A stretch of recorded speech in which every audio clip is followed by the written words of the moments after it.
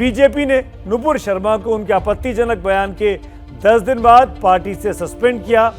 तब खाड़ी देशों का बहुत ज्यादा दबाव था।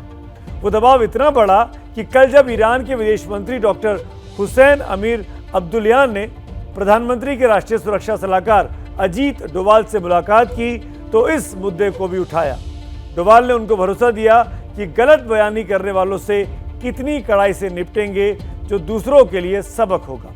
और देखिए कि इसके बाद दिल्ली में नुपुर शर्मा के खिलाफ आज एफआईआर हो चुकी है। हालांकि शाम होते होते ईरान ने अपना वो बयान भी वापस ले लिया है, लेकिन विदेश मंत्रालय की तरफ से ये दबाव उसके बयान में जरूर दिखा। विदेश मंत्रालय ने साफ कर दिया कि नुपुर शर्मा का बयान सरकार का नजरिया नहीं है, वो उनकी निजी राय हो सकती है। I think we have made it pretty clear that the tweets and comments do not reflect the views of the government.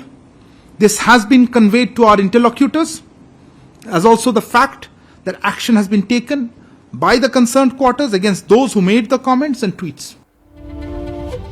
पहले खाड़ी देश, फिर तमाम मुस्लिम देशों ने हंगामा बरपाया।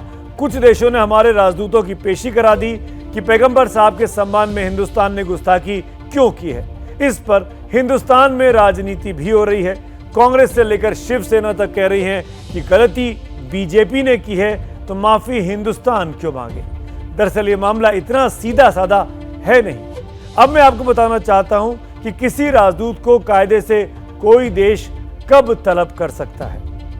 अगर किसी देश के नागरिक पर दूसरे देश में रहते हुए अत्याचार हो रहा हो या उस पर हमला हो, तो वो देश दूसरे देश के दूतावास से इसकी जानकारी ले सकता है, चाहे तो राजदूत को भी तलब कर सकता है। वो अपने नागरिकों की हिफाजत के लिए सख्ती से कार्रवाई की मांग भी कर सकता है। इस मुद्दे को वो अंतर्राष्ट्रीय मंचों पर भी उठा सकता है। लेकिन अगर किसी देश में कोई धार्मिक बयानबाजी होती है तो ये उस देश का अंदरूनी मसला होता है।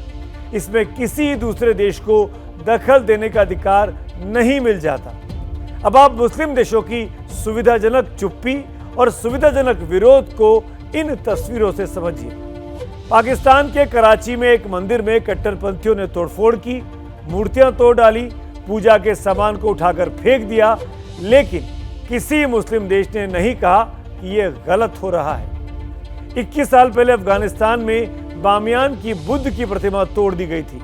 समूची दुनिया इस तस्वीर को देखती है और तालिबान की क्रूरता पर गुस्सा करती है, लेकिन इस्लामिक देशों को इसमें बुरा नहीं लगा था। आज तालिबान अफगानिस्तान में सरकार चला रहा है और वो भी दूसरों को ज्ञान दे रहा है।